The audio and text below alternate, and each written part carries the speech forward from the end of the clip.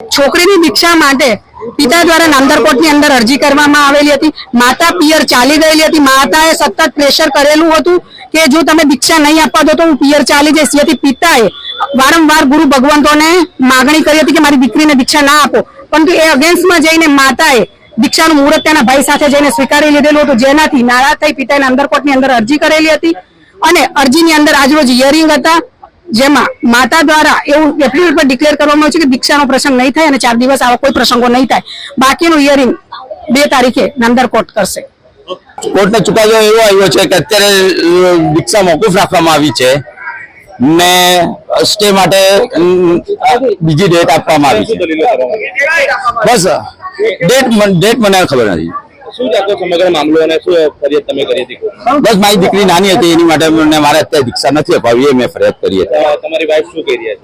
મારી વાઈફને અત્યારે દીક્ષા અપાવી હતી, એને એની માટે અમને ફોર્સ, બહુ જબરજસ્ત ફોર્સ કરેલો હતો ને મારી તો ના જ હતી, તો તે છતાં એના ઘરે બેસી રહી હતી। હું મારો પરિવાર સાથે આવી જાય મારા ઘરે, એ અમે ફેમિલી સોલ્યુશન લેવા માટે અમે ત્યાં સાહેબ પાસે ગયેલા। એને મારી વાઈફને મારા ઘરે આવવું છે કે નથી આવી, શું કરવું છે એને, એની માટે અમે ગયેલા, પણ ત્યાં તો બધું અલગ જ પિક્ચર હતું અને એને એમને એમ કીધું કે તમે દીકરીની દીક્ષા અત્યારે હમણાં જ આપો તો જ હું તમે હા પાડો તો જ હું તમારા ઘરે આવીશ, પછી હું જિંદગીમાં તમારા ઘરે હું ને મારો દીકરો તમારા ઘરે આવશું નહીં, એવું અમને કહેવામાં આવેલું ને ને એ લોકોની તો બધી પૂરેપૂરી તૈયારી હતી ને અમને એમ પણ કહેવામાં આવેલું કે સાહેબ શું નિર્ણય લે અમને પણ ખબર નથી, પણ ત્યાં એ લોકોનું બધું પહેલેથી તૈયારી હતી। મારી દીકરીને પણ ઉપર તૈયાર કરીને જ રાખેલી હતી, એટલે અમારી માટે આ બધું અચાનક જ થયું છે ત્યાં।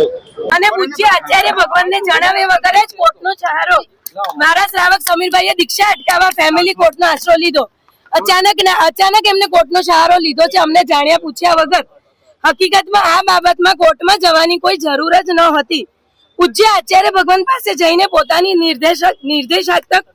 નિર્દેશાત્મક ભાવના રજૂ કરવાની હતી કે આવું ન કરતા એમને કોર્ટનો આશરો લીધો, જે દુઃખદ બીના બની છે।